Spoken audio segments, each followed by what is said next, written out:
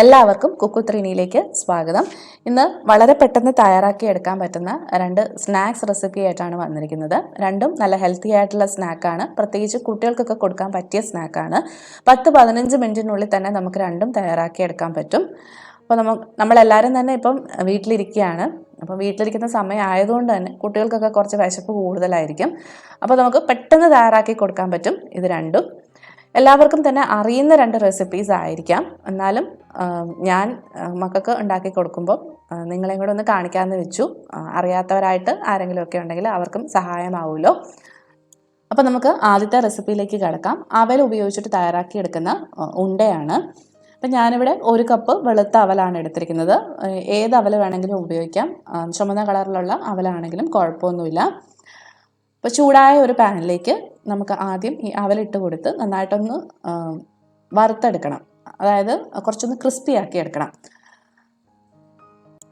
ഒരു law to medium ഫ്ലെയിമിൽ ഇട്ടിട്ട് ഇതൊന്ന് വറുത്തെടുത്താൽ മതിയാവും. 1-2 മിനിറ്റ് മാത്രം ഒന്ന് വറുത്തെടുത്താൽ മതി. ഇതിൻ്റെ കളറൊന്നും മാറുമോ അങ്ങനെ ഒന്നും വേണ്ട. ജസ്റ്റ് നമ്മുടെ കൈ കൊണ്ട് നന്നായിട്ട് പൊടിക്കാൻ പറ്റണം. അതാണ് അതിൻ്റെ പരുവം. അപ്പോൾ നമ്മുടെ കയ്യിലെടുത്ത് ഇങ്ങനെ ഒന്ന് പൊടിച്ചു കൊടുക്കുമ്പോൾ നല്ല എളുപ്പത്തിൽ ഇതിങ്ങ് ഒഴിഞ്ഞൊടിഞ്ഞു പോരും. കയ്യിലെടുക്കുമ്പോൾ തന്നെ അതങ്ങ് പൊടിഞ്ഞു പോകുന്ന ഒരു പരുവമാണ്. ഈ ഒരു സമയമാകുമ്പോൾ നമുക്ക് തീ ഓഫ് ചെയ്യാം. ശ്രദ്ധിച്ചാൽ അറിയാം അവളുടെ കളറോ ഒന്നും ഒരു വ്യത്യാസവും വന്നിട്ടില്ല. ജസ്റ്റ് ഒന്ന് ചൂടായി കുറച്ചൊന്ന് ക്രിസ്പിയായി വന്നെന്ന് മാത്രമേ ഉള്ളൂ. ഇതിനെ നമുക്ക് വേറൊരു പാത്രത്തിലേക്ക് മാറ്റി വെച്ച് കൊടുക്കാം. അതിനുശേഷം അതേ പാനിലേക്ക് തന്നെ നമ്മൾ 1/2 കപ്പ് തേങ്ങ ചിരകിയതും കൂടി ഇട്ട് കൊടുക്കുകയാണ്. ഇതും ഒന്ന് ചൂടാക്കി എടുക്കണം. ഇതിനകത്ത് അധികമായിട്ടുള്ള ആ വെള്ളമയമൊക്കെ ഒന്ന് മാറ്റി ജസ്റ്റ് ഒന്ന് ചൂടായി കിട്ടണം. നമ്മൾ ഡെസിക്കേറ്റഡ് കോക്കനട്ടൊക്കെ തയ്യാറാക്കി എടുക്കുന്ന അതുപോലെ തന്നെ ഇതിൻ്റെ കളറൊന്നും മാറേണ്ട ആവശ്യമില്ല. ആ വെള്ളമയം ഒന്ന് മാറിക്കിട്ടിയാൽ മാത്രം മതി. 1-2 മിനിറ്റ് ലോ ടു മീഡിയം ഫ്ലെയിമിലിട്ട് ഇതുപോലെ ഒന്ന് ഇളക്കി കൊടുത്താൽ മതി.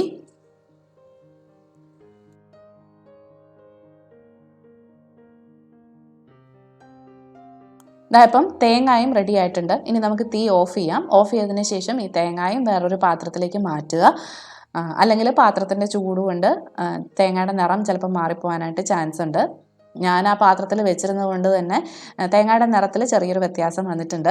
ഇനി മിക്സിയുടെ ചെറിയ ജാർ എടുത്തിട്ട് അതിലേക്ക് ഈ അവലും തേങ്ങായും ചേർത്ത് കൊടുക്കുക.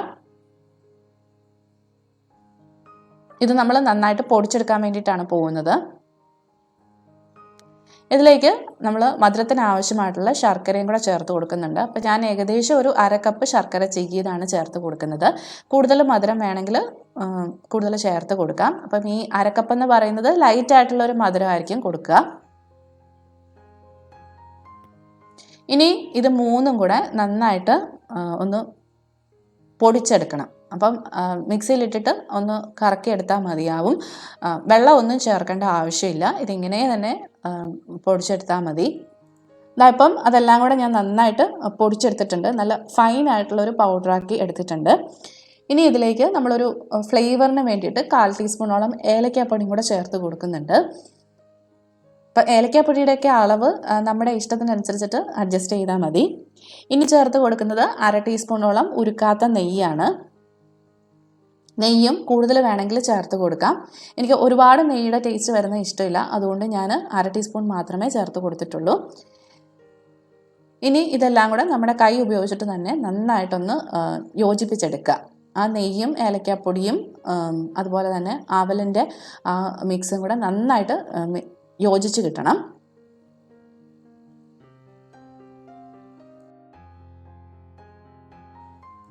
അതിനുശേഷം ഇതുപോലെ കൈ കൊണ്ട് തന്നെ ചെറിയ ഉരുളകളാക്കി എടുക്കാം.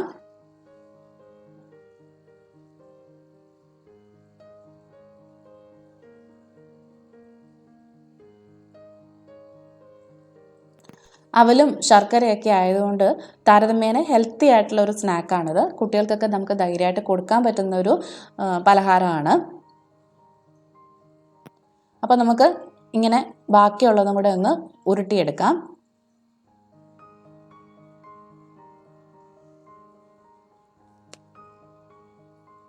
ഈ ഒരു അളവിൽ നിന്ന് എനിക്കിതുപോലത്തെ 7 ഉണ്ടകളാണ് കിട്ടിയിരിക്കുന്നത്. 7 മുതൽ 8 അവലുണ്ട വരെ നമുക്ക് ഈ ഒരു അളവിൽ നിന്ന് തയ്യാറാക്കിയെടുക്കാൻ പറ്റും. അപ്പം എല്ലാവരും ഇത് ട്രൈ ചെയ്ത് നോക്കുക. പെട്ടെന്ന് തന്നെ തയ്യാറാക്കിയെടുക്കാൻ പറ്റും. ഒപ്പം നല്ല ടേസ്റ്റിയും ഹെൽത്തിയാണ്. അപ്പം നമുക്ക് അടുത്ത റെസിപ്പിയിലേക്ക് കടക്കാം. അടുത്തതെന്ന് പറഞ്ഞു കഴിഞ്ഞാൽ ഏത്തയ്ക്ക ഉപയോഗിച്ചിട്ട് തയ്യാറാക്കുന്നതാണ്. ഇതും വളരെ പെട്ടെന്ന് തയ്യാറാക്കാം. ഒപ്പം നല്ല ടേസ്റ്റി ആയിട്ടുള്ള ഒരു പലഹാരമാണ്.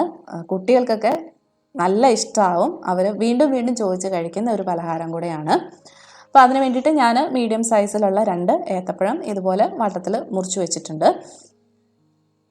ഇനി നമുക്ക് ഒരു പാൻ എടുത്തിട്ട് അതിലേക്ക് ഒരല്പം നെയ്യ് ചേർത്ത് കൊടുക്കാം.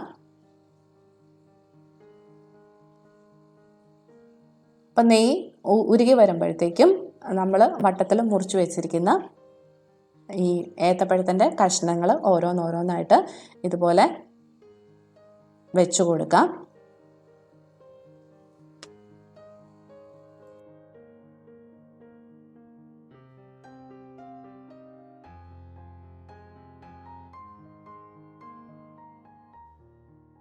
നെയ്യ് കുറവാണെന്ന് തോന്നുവാണെങ്കിൽ കൂടുതൽ നെയ്യ് ഇതിൻ്റെ മേലെ കൂടെ ഇതുപോലെ ഒന്ന് ഒഴിച്ചു കൊടുത്താൽ മതി.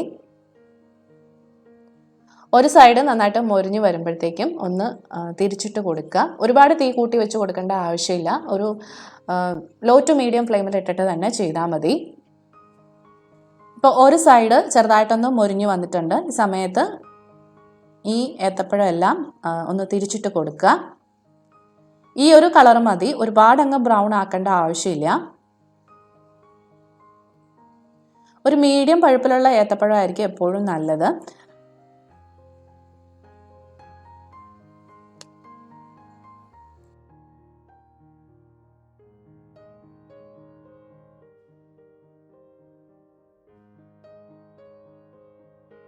അപ്പം അതെല്ലാം ഞാൻ തിരിച്ചിട്ട് കൊടുത്തിട്ടുണ്ട്.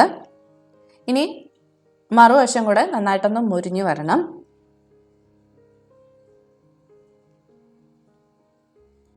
മറുവശം കൂടെ ഏകദേശം മുരിഞ്ഞു വരുമ്പോഴത്തേക്കും നമുക്കിതിലേക്ക് ഒരല്പം പഞ്ചസാരയും കൂടെ ഇതുപോലെ ഒന്ന് വിതറി കൊടുക്കാം. പഞ്ചസാരയുടെ കളറങ്ങ് ബ്രൗൺ കളറൊന്നും ആവേണ്ട ആവശ്യമില്ല. ജസ്റ്റ് ഒന്ന് അലിഞ്ഞ് കിട്ടിയാൽ മതി. അപ്പോൾ ആ പഞ്ചസാരയും കൂടെ ഒന്ന് മിക്സായി കിട്ടുമ്പോഴത്തേക്കും ഇതിന് ഒരു പ്രത്യേക ടേസ്റ്റ് തന്നെയാണ്. പിന്നെ പഞ്ചസാര ഒഴിവാക്കേണ്ടവർക്കാണെങ്കിൽ ഒഴിവാക്കാം. നന്നായിട്ട് പഴുത്ത ഏത്തപ്പഴമാണെങ്കിലും പഞ്ചസാര ചേർത്ത് കൊടുക്കാതിരിക്കുന്നതായിരിക്കും നല്ലത്. അപ്പോൾ പഞ്ചസാര ഏത്തപ്പഴത്തിലേക്കൊന്ന് കോട്ടായി വരുമ്പോഴത്തേക്കും നമുക്കിത് അടുപ്പിൽ നിന്ന് മാറ്റാം. പിന്നെ നിങ്ങൾക്ക് വേണമെങ്കിൽ ഒരല്പം തേങ്ങയും കൂടെ ഇതിലേക്ക് ചേർത്ത് കൊടുക്കാവുന്നതാണ്. അതിനും ഒരു പ്രത്യേക ടേസ്റ്റ് തന്നെയാണ്. ഒരു 1/4 കപ്പോളം തേങ്ങ മതിയാവും. ഈ ഒരു സമയത്ത് ജസ്റ്റ് ഒന്ന് ചേർത്തൊന്ന് യോജിപ്പിച്ചെടുത്താൽ മതി. അപ്പം ഞാനതെല്ലാം ഫ്രൈ ചെയ്തെടുത്തിട്ടുണ്ട്. നല്ല ടേസ്റ്റി ആയിട്ടുള്ള ഒരു സ്നാക്കാണിത്. കുട്ടികൾക്ക് ഒരുപാട് ഇഷ്ടമാകുന്ന ഒരു സ്നാക്കാണ്. എൻ്റെ മക്കളുടെ ഫേവറേറ്റ് ആണെന്ന് തന്നെ പറയാം. മടി കൂടാതെ കഴിക്കുന്ന ഒരു സ്നാക്ക് കൂടിയാണ്. അപ്പം എല്ലാവരും ട്രൈ ചെയ്ത് നോക്കുക. രണ്ടും നല്ല ഹെൽത്തി ആയിട്ടുള്ള സ്നാക്കാണ്. ഏത്തപ്പഴമൊക്കെ ആയതുകൊണ്ട് യാതൊരു പേടിയും കൂടാതെ നമുക്ക് കൊടുക്കാം. അപ്പോൾ ട്രൈ ചെയ്ത് നോക്കിയിട്ട് നിങ്ങളുടെ അഭിപ്രായങ്ങൾ തീർച്ചയായിട്ടും എന്നെ അറിയിക്കുക. മെയിൽസായിട്ടോ കമൻസായിട്ടോ ഒക്കെ നിങ്ങൾക്ക് കോൺടാക്റ്റ് ചെയ്യാവുന്നതാണ്. ഒപ്പം ഈ റെസിപ്പി നിങ്ങൾക്ക് ഇഷ്ടമായിട്ടുണ്ടെങ്കിൽ ലൈക്ക് ചെയ്യുക, കമൻറ്റ് ചെയ്യുക, ഷെയർ ചെയ്യുക. ഇനിയും സബ്സ്ക്രൈബ് ചെയ്യാത്തവരാണെന്നുണ്ടെങ്കിൽ സബ്സ്ക്രൈബ് ചെയ്യാനും മറന്നു പോകണ്ട. സബ്സ്ക്രൈബ് ചെയ്യുമ്പം മറക്കാതെ അടുത്തുള്ള ബെൽ ഐക്കണും കൂടെ ക്ലിക്ക് ചെയ്ത് ഓൾ എന്ന ഓപ്ഷൻ ഒന്ന് എനേബിൾ ചെയ്യണം. എന്നാലേ ഉള്ളൂ ഞാൻ പുതിയ റെസിപ്പീസ് അപ്ലോഡ് ചെയ്യുമ്പം അതിൻ്റെ നോട്ടിഫിക്കേഷൻസ് നിങ്ങൾക്ക് കറക്റ്റായിട്ട് കിട്ടുകയുള്ളൂ. അപ്പം ഈ ഒരു അവസരത്തിൽ എല്ലാവരും വീട്ടിൽ തന്നെ സേഫായിട്ടും ഹെൽത്തി ആയിട്ടും ഇരിക്കുക. വീണ്ടും വേറൊരു റെസിപ്പി ആയിട്ട് വരാം. അതുവരെ ബൈ ബൈ, ടേക്ക് കെയർ.